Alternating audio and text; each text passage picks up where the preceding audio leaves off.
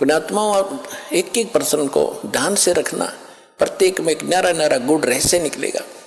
जब राजा जनक ने अपने शासन काल में, जीवन काल में राजा था, बहुत गुणे धर्म पुण्य किए थे, बड़ी बड़ी यज्ञ की थी, 100 मन घी की, सैकड़ों की संख्या,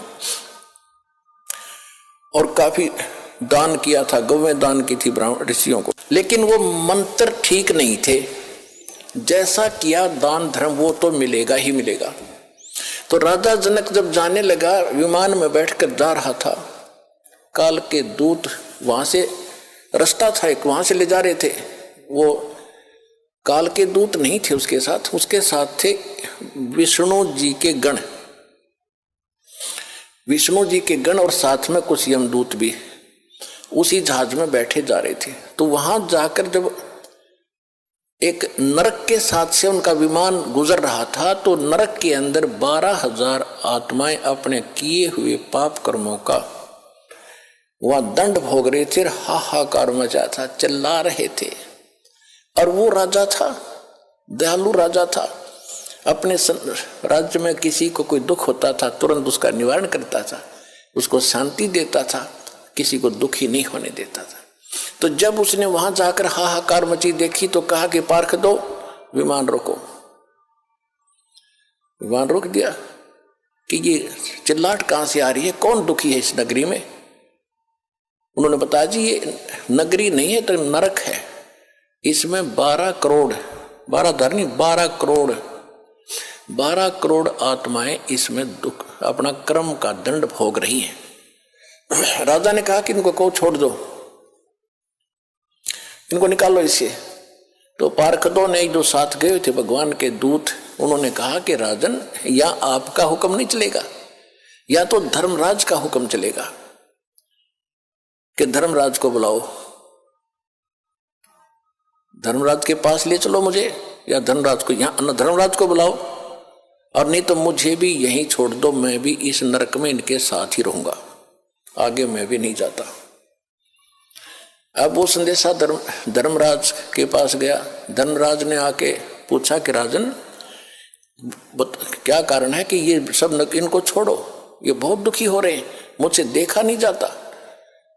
तो उसने बताया जी देखो यहाँ ऐसा नहीं होता, जिसने जैसा कर्म किया वो भोगना ही पड़ेगा, ये मेरी बही, मेरी पैड में लिखा है, रिकॉर्ड में, इनको कोई बदल नहीं सकता, मेरी ताकत नहीं है बदलने की। तो राजा जनक ने कहा कि मुझे भी यहीं छोड़ दो, कि ये भी मैं नहीं कर सकता, आपको यहाँ छोड़ने का आदेश नहीं भगवान का, आपको कैसे छोड़ूंगा। तो कहने लगा मैं तो जाता नहीं, करो जो आपने करना है।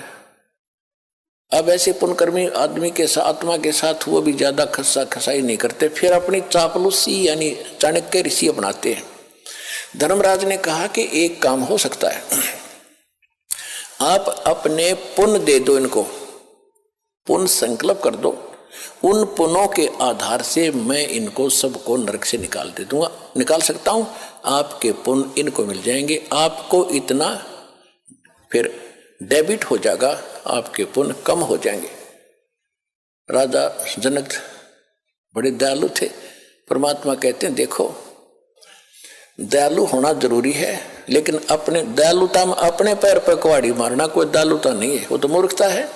राजा जनक ने कहा कि ठीक है, मैं इनको अपने आधे पुण्य देता हूं, जितने मैंने धर्म पुण्य किए, भक्ति करी है, ठीक है। उसने उधर से काट के उन सब को बांट दिए, आधे पुण्य 12 करोड़ में बांट दिए, उनको सबको बाहर निकाला, अलग से विमानों में बैठाया, राजा के पीछे पूरा लश्कर भेज दिया, चल।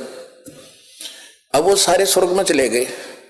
देखो पुण्यात्मा, ये आपका चोरी हो रही है, आप कहाँ तक ठग लेता है, काल का जाल कितना भयंकर है, तुम तो यहाँ तो पता ही नहीं, या तो आप ठगे जाते हो, आपके पास तो कोई पूंजी है कोई नहीं, वह बांट बूट के यहीं हो लिए, उसको तो और पूंजी लेकर जा रहा था, वहां ठग ली। अब वो 12 करोड़ आत्माएं पहुंच गई स्वर्ग में, ठाठ से रह रही है उसके पुण्य से। और जब वो पुण्य राजा जनक के दिए हुए वो बख्शे हुए खत्म होंगे, उसके बाद वही आत्माएं फिर पुनः उसी नरक में आएंगी, जो उनके पाप न्यू के न्यू रखे थे वो फिर भोगने पड़ेंगे।